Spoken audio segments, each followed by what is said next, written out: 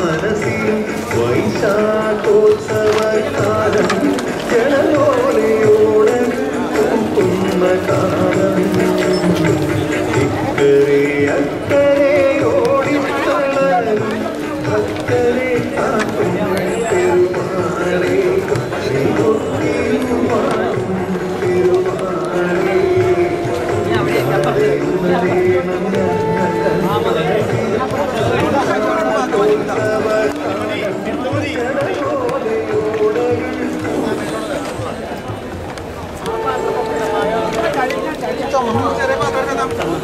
ഞാനും കരുതി പണി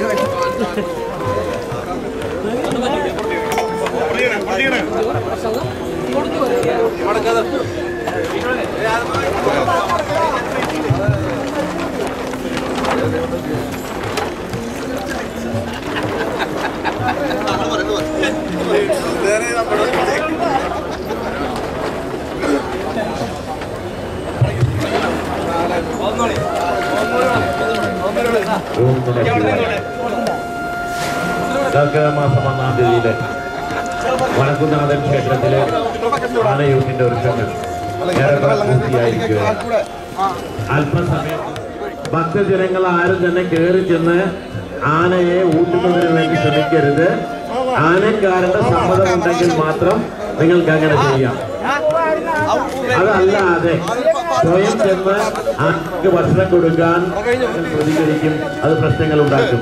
ഈ പ്രശ്നങ്ങൾ ഒഴിവാക്കുന്നതിന് വേണ്ടിയാണ് ഈ ബാരിക്കേഡ് കെട്ടി തിരിച്ചിട്ടുള്ളത് തന്നെ. അപ്പൊ രണ്ടാമത്തെ ബാരിക്കേഡിന്റെ പുറത്ത് ഭക്തജനങ്ങൾ നിൽക്കാവൂ. അതിന്റെ ഇടയിലുള്ള ഭാഗത്തേക്ക് വോളണ്ടിയർമാർ ആന യൂണിറ്റിന്റെ സാധനങ്ങളുമായി നടന്നു ചെല്ലും. അത് ഭക്തജനങ്ങൾക്കുള്ള സഞ്ചാര പഥമല്ല എന്ന് പ്രതിഷ്ഠാനം നടത്തുന്നതിന് പ്രത്യേകം താല്പര്യം കാണിക്കാറുണ്ട്.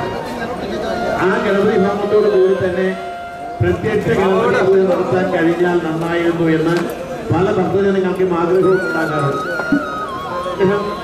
ഈ ആഗ്രഹം 1984 ആനയൂട്ട് തുടങ്ങിയത്. ഈ മഹാഗണപതി വിഘ്നേശ്വരനാണ്, ഐശ്വര്യ നായകനാണ്.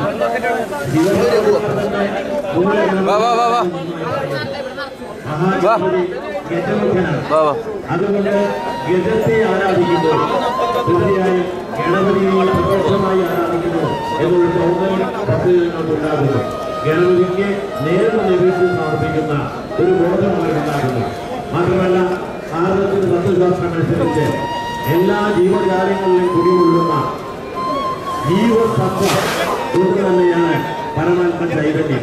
അതുകൊണ്ട് തന്നെ മനുഷ്യർ വൃക്ഷങ്ങളെയും ചെടികളെയും പുഴുക്കളെയും മറ്റു മൃഗങ്ങളെയും എല്ലാത്തിനെയും സ്നേഹിക്കണമെന്നാണ് നമ്മളുടെ ഭാരതീയ സംസ്കാരം നമ്മളെ പഠിപ്പിച്ചിട്ടുള്ളത്. കേരളത്തിലെ സർപ്പക്കാവുകളും മറ്റും അതിനുള്ള ഉദാഹരണങ്ങളാണ്. സർപ്പങ്ങളെ വരെ പൂജിക്കുന്ന ഒരു നാടാണ് കേരളം. ഈ മൃഗങ്ങളെ വെച്ചിട്ട് ഏറ്റവും അധികം ആളുകളോട് ഇണങ്ങുന്ന മൃഗം ഏതാണെന്ന് ചോദിച്ചാൽ ഒരു മനുഷ്യ ആന എന്ന് പറയേണ്ടി വരും. ഏറ്റവും അധികം ഭംഗിയുള്ള മൃഗവും നമ്മുടെ വളർന്ന ആനയാണ്. നമ്മുടെ ഉത്സവങ്ങൾക്കെല്ലാം ക്ഷേത്രങ്ങൾ ഉപയോഗിക്കുന്ന ആന നമുക്ക് വളരെ പ്രിയപ്പെട്ടതാണ്.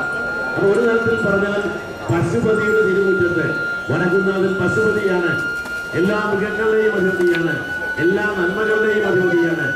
ആ പശുപതിയുടെ തിരുമുറ്റത്ത് ഇവിടെ ആനകളെ ഊട്ടുമ്പോൾ വാസ്തവത്തിൽ നമ്മൾ സർവ്വജീവജാലങ്ങളെയും അല്ലെങ്കിൽ മൃഗങ്ങളെയെങ്കിലും എല്ലാ മൃഗങ്ങളെയും ഊട്ടുന്നു എന്നുള്ള ഒരു പ്രതീകാത്മകമായ അർത്ഥം കൂടി ഈ ആനയൂട്ടിനുണ്ട് എന്ന് ദയവ് ചെയ്ത് മനസ്സിലാക്കുക.